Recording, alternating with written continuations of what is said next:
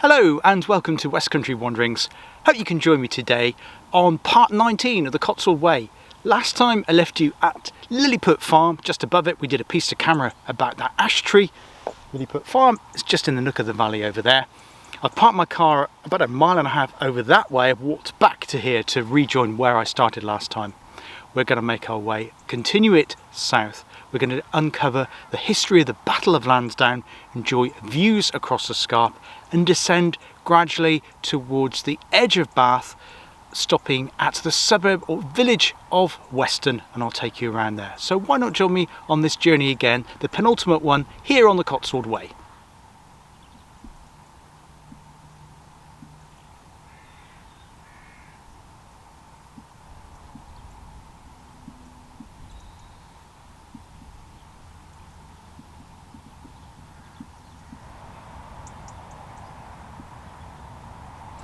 So the temperature today, I think it was about 14 when I left the car. It's a little bit chilly and damp. We have had rain since I was last here on the Cotswold Way. Done a video on the canal in between. And there's been quite a bit of mist, patches of mist. It's starting to clear, I think, as we move on the walk today. I think that'll clear. So by the time we get to the bit where you see the Scarp and the views down towards Bath, I'm hoping it will clear by then. It's fingers crossed, because we don't really want it clear to see those beautiful views from the Cotswold edge looking down to the Roman city, limestone stone, as it were. So hopefully it clears for that. But yeah, we're setting off again, so by Lilliput Farm. I don't know how it's got its name, intriguing. It's any connections to the book, I don't know. But yeah, joining us here again for the penultimate time. Well, I parked my car in the location I parked my car this morning. I did actually see the monument in the distance, which commemorates the Battle of Lansdowne. So I looked at the map and the Cotswold Way actually goes right past the front of it. So I'll do a piece to camera there and tell you all about that. And we'll have a look at the battlefield site as well before we move around towards, well, it says there's a ruin of a Roman building. I'm not sure what Roman building that was, whether it was a temple. I don't think it's a villa, nothing as extensive as what we saw when we were at Whitcomb. But we'll have a look at that. And then it skirts around the edge of where Bath's racecourse is, at Lansdowne at the top, and then it starts its descent towards Weston.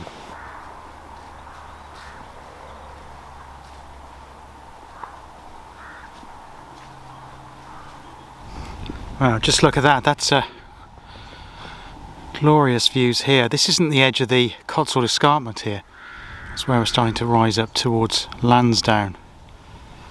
We're just joining a coombe, deep valley coombe on our left, which we did see when we were at Lilliput, but that's lovely.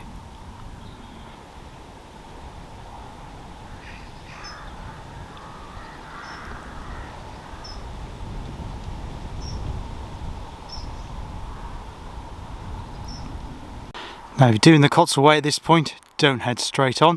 The Cotswold Way diverges to the right and up the slope. First indication of the Battle of Lansdowne. This wonderful standing stone here, it says looting soldier from the 17th century, Lansdowne 1643. And that was typical of the time. Obviously it's down to the artist's imagination there, but we can wonder. We also have this plaque over here, and it said, in the field in front of you is the actual field over which the final stage of the Battle of Lansdowne was fought. We'll go over to the monument and I'll tell you more about that. But I also here, just by these steps right on the Cotswold Way, is this wonderful flag.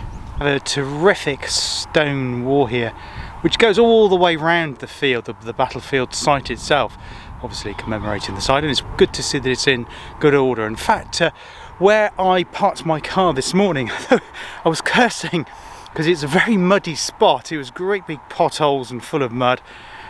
Yeah, it's not great, but there's very limited parking here if you are coming just to visit the site, just to be warned of that. It's the only one I could find. I did a recce on it when I finished the last vlog here.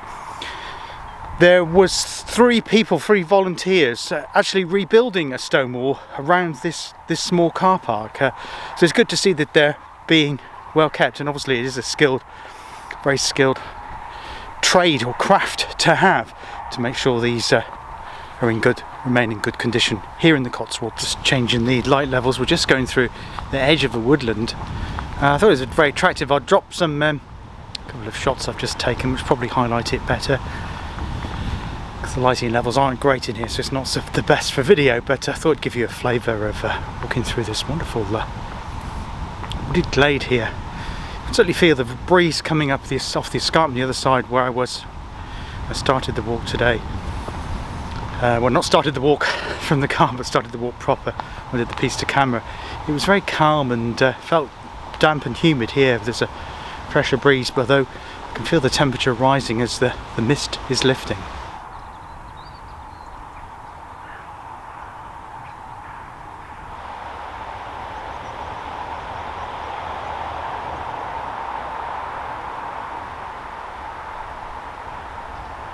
So we're here at Battlefields. This is the site of the Battle of Lansdowne, a significant moment in the English Civil War. It was here that Sir Bevil Grenville was actually killed, though of course, as we know, he was taken to Cold Ashton Manor where he died of his injuries there, but he was actually fatally wounded around this spot. I'll do a pan round shortly. So it's July 1643, so we're looking at over 1,000 years, if you can think about that, over 1,000 years from when we were at Hinton Hill and we were talking about the Battle of Durham, which was a significant event in British history in terms of the Saxons becoming the English and moving out the Britons to Wales and to Cornwall. So this monument was actually erected by his grandson some 70 to 80 years later, and then later repaired and built by a prominent Bath stonemason. So what actually happened here? What is the background? Well, Sir Bevil Grenville was a prominent royalist and he fought ardently against the parliamentarians at this spot. He actually led the Cornish pikemen, and in fact he is buried in Cornwall. And I'll just read a little bit more about what Richard Sale has to say about the battle.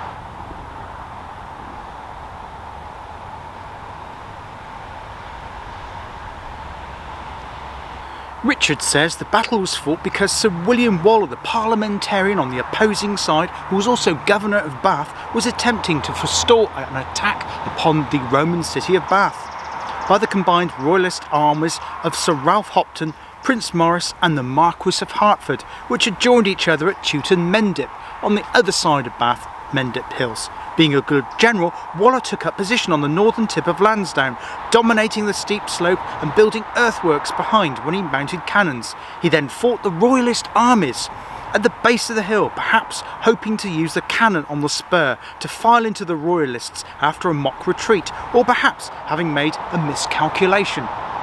Whichever is true, the result was the same. The parliamentarians retreated up the slope, pursued by the royalists, who were heavily bombarded by the cannon. At this point, Sir Bevil Grenville led his Cornishmen in a storming of the hill in an attempt to silence the guns. Grenville was an inspiration to his men, riding back and forth across the hill until he was unhorsed and then fatally poleaxed.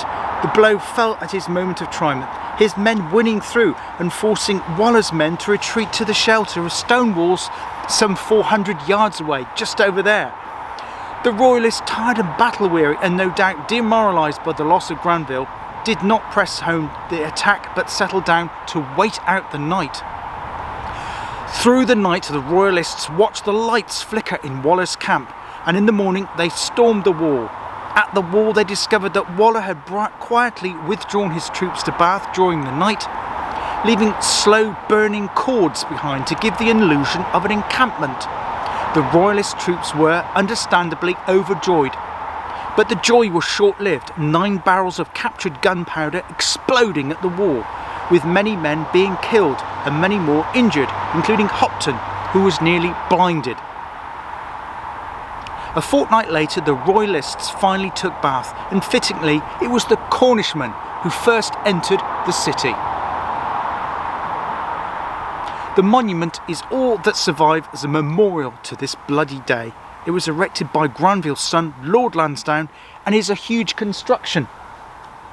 It is not what could be called elegant, but one of the inscriptions it carries is poetic, including the line, "A brighter courage and a greater disposition were never married together to make a more cheerful and innocent conversation." That's quite typical. I've just finished doing the piece to camera at the monument and I'm just walking away towards Lansdowne itself, and the sun's breaking through. It was quite misty when I was doing the recording, but hey ho, here we go. So we're going to carry on.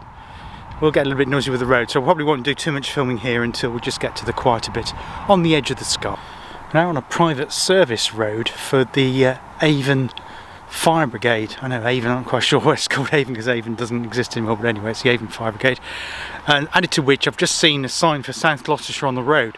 So that means we've just left South Gloucestershire and we're now in that strange county or administrative area called Baines, which stands for Bath and North East Somerset. So it gives you an indication as to how close we are now to Bath. Just had to adjust the camera settings, the sun's come out quite strongly, so hope that's better. All the settings are wrong for that. Alternating between woodland and then it's murky with the mist, then it's bright sunlight, so yeah, constantly altering, so changing the settings here. Yeah, strange sign there, I've just insert it. Walkers do not walk in the woodland. There was a woodland there, to my right, your left, but you're not allowed in it. I'm not quite sure why that is. Very strange. I don't know, maybe the fire brigade use it for practice burning down woodlands. I don't know. Most peculiar.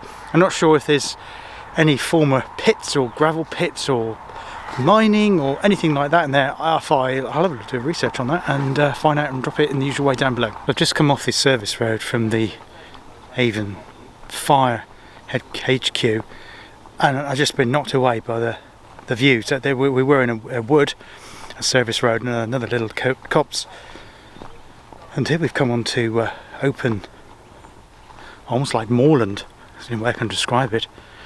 And we're certainly on the edge of the scarp because this is the incredible view which is now in front of me, and the mist has indeed cleared.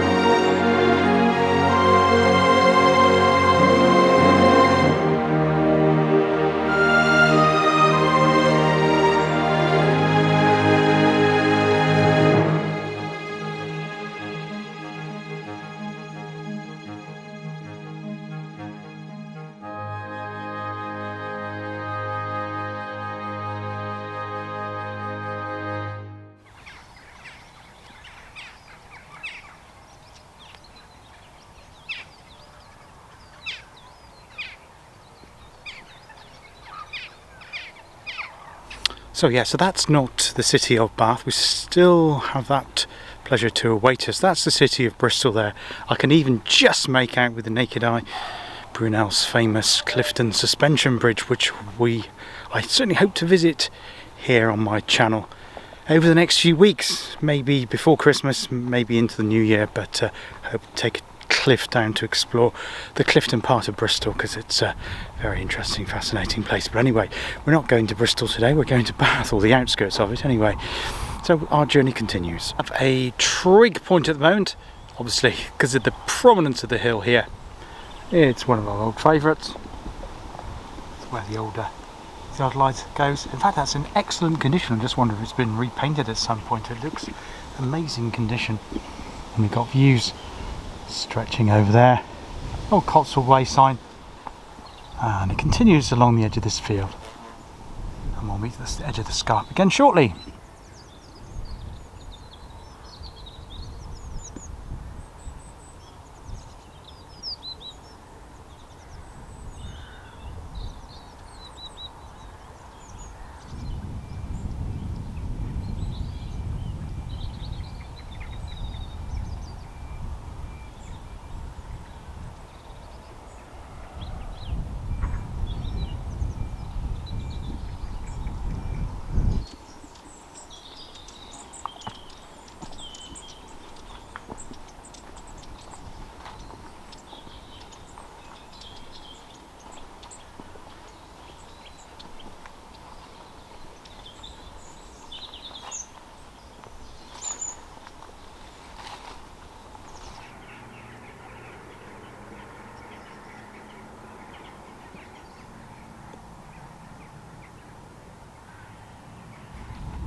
So we skirted around Pipely Wood and the golf course. Views off to my right at the moment, just insert those. Stunning views there, just watching the cloud formations going over. So though it is mainly a cloudy today, we're getting breaks in the cloud and they're giving us interesting shadows across the landscape, and it's really highlighting it to at its best, which is absolutely fabulous. Really enjoying this walk, descent into Bath, although I did take a misturn. I saw a sign and it said Cotswold Way to the right, which I did, and then I spent 30 minutes retracing my steps because I'd actually come on a slightly wrong part of the path. It kind of jewels up, although what that does mean, it gives me a shortcut to get back to my car later when I've completed the walk to Weston. But yeah, it's very pleasant here today. I think it's warmed up, I would say it's probably about 18 degrees now. Very pleasant, and sun's come out again, so that mist and rain, light rain mizzle, we call it in Cornwall, that we had earlier is all burnt off now, and it's very pleasant again.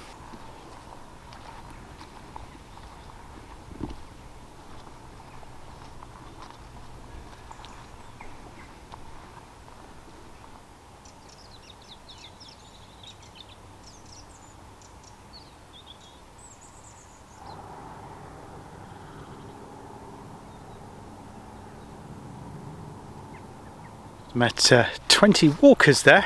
It's a time like these, I think I should get a business card. I think, hi Roy, I think you have some business cards, so perhaps I ought to get some made so I can hand out to people, because they asked me, they said, well, oh, will it be on the telly?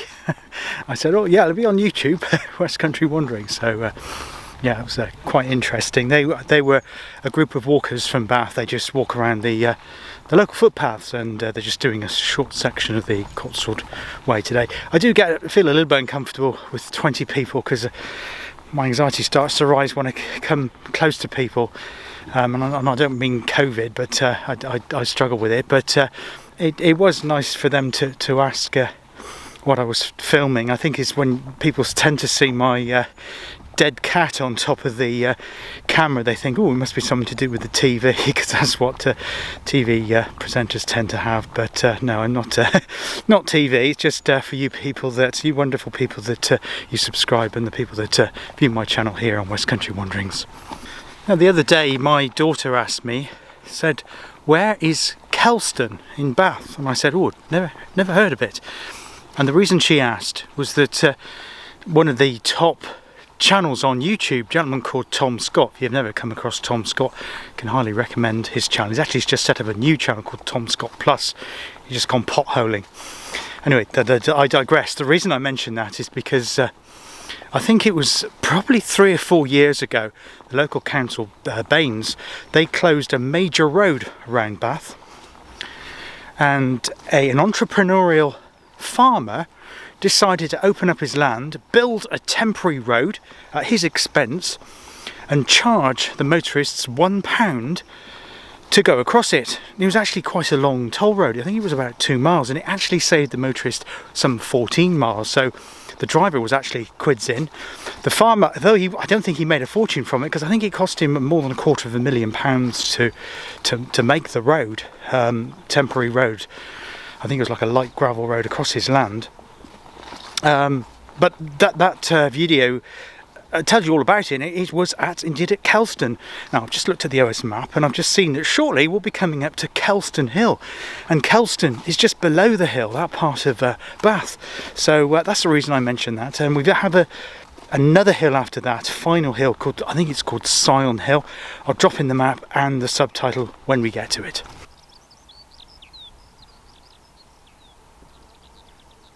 Now, we've had plenty of golf courses on the Cotswold Way. As I think I was 5, wasn't it? This is the first time I've actually come across a race course. So this is Bath Race Course, and this is the external rail from the race course. And just in front of me is the pavilion stand. I'm not quite sure what it's called in racing terminology. Just be able to see that over there. So yeah, there's no racing on today, but there was a race on here. ITV Racing covering it, whoever covers it these days. You probably see this rail and the horses going around the course here. So yeah, this is interesting. I've never been here before. So one Bath racecourse.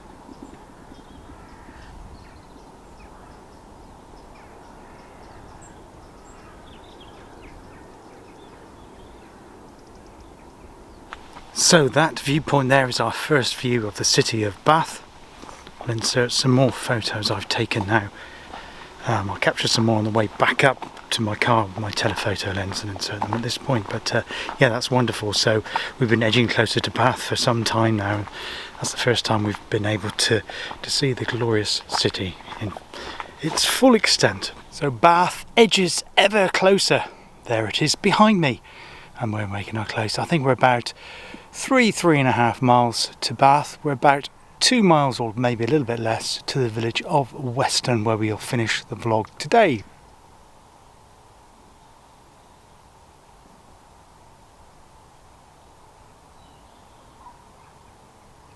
Just on the opposite hill there, you can see another monument. That would be our third monument if the Cotswold Way goes past it. In fact, it doesn't. All I know is called the Beckford Monument. I saw it on the OS map when I was looking at the route last night, but I'm not sure I know anything about that, so I'll find that out and put that in the usual way at the bottom.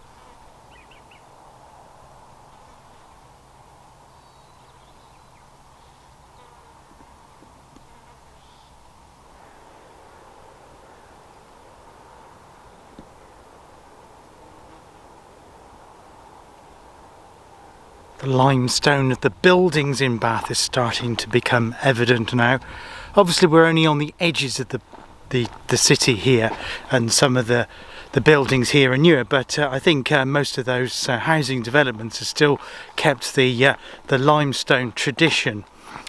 So they've got the yellowy colour on the brickwork. There's no sudden garish red brickwork, because obviously it is a conservation city. I don't think that would be allowed to fit in. So yeah, it is looking very, very resplendent down there. Weston is, as I say, it's a village, and I'll tell you more about that when I get there. It has an interesting church, and we'll have a look around. I think it's got like a few independent shops. I'm hoping to get a coffee there, and I'll sit somewhere there. I don't know if there's a park or anything like that, where I can have excuse me, have lunch. So I'll tell you about that before I wrap the vlog up today, and that's where we'll continue our journey to Bath Abbey next time. But there is another part of Bath, I think it's called Oldfield Park. And in fact, both Oldfield Park and Weston had their own railway stations. Indeed, Oldfield Park fortunately still does, but Weston railway station was on the old Bristol to via Mangotsfield to Bath line, the Midland Railway line, and that station at Weston closed in 1954.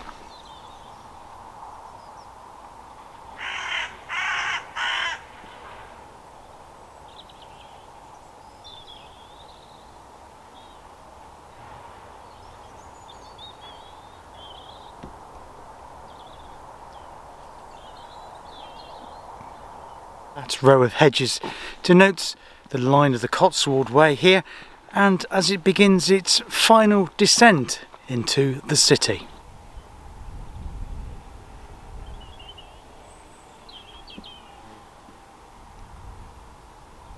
This is a very fitting end to the Cotswold Way.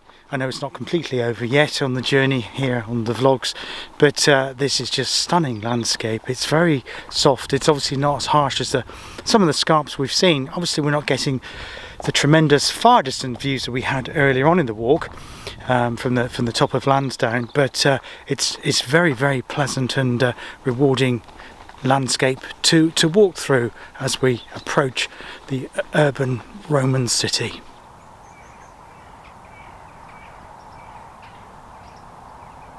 Now, we'll give you more information about Bath on the final video, which should be arriving in the next few days.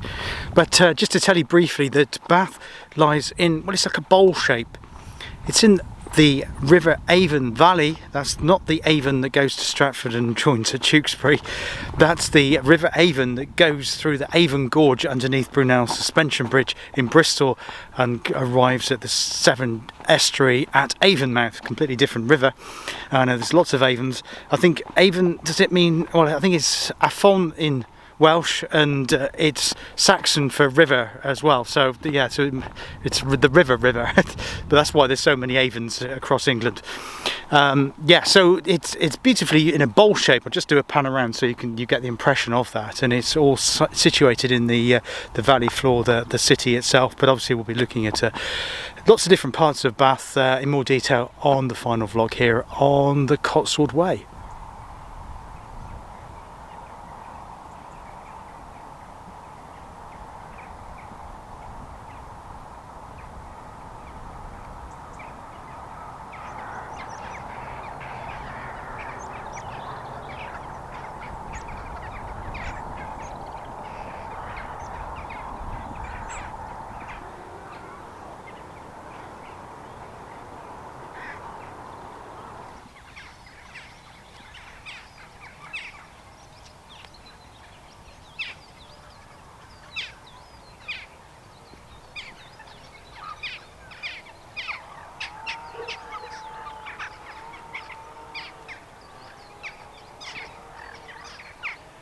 Just a few moments I'll be leaving the grass that's beneath my feet that has been with me on much of the way of the Cotswold Way for the final time, leaving the grass and entering the city of Bath. Well, Weston, which is a village now encompassed within the city boundary, but that'll be the end of the green bit.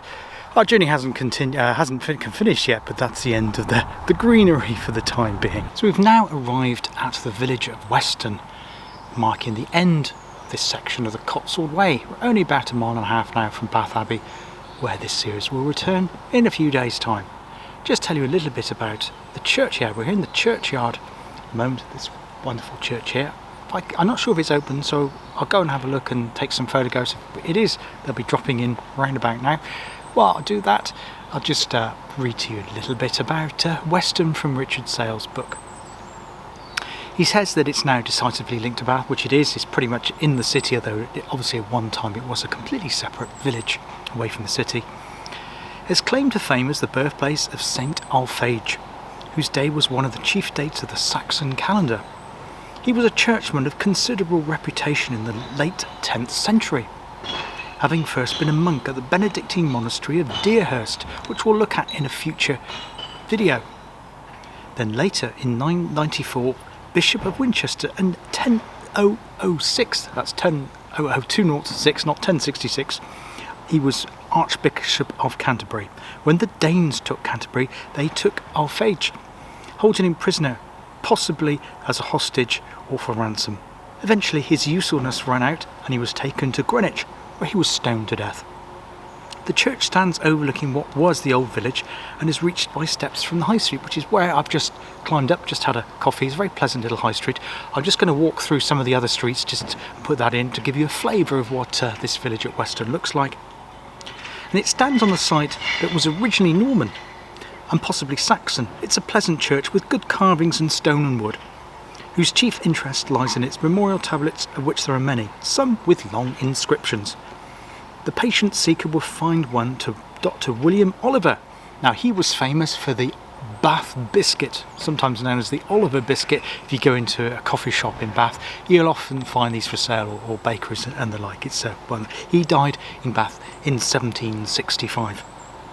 There also lies the grave of one Samuel Purwent, whose family name is commemorated in the road name a little way from the church. We'll see if we can find that on the suggested route. He was a remarkable person, an attorney of great eminence, practising from Lincoln's Inn, and a freeman of Bath, whose will was as remarkable as a feature as any in his life. In it he stipulated that he should be buried at Weston without any parade or coach, and with no relations present.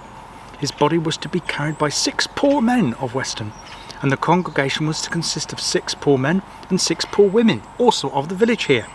He was to be buried at noon, and for their services the poor were to receive half a guinea, and a meal consisting of boiled ham, a dozen fowls, a sirloin of beef, and plum puddings. Now that's quite some. Well, it continues.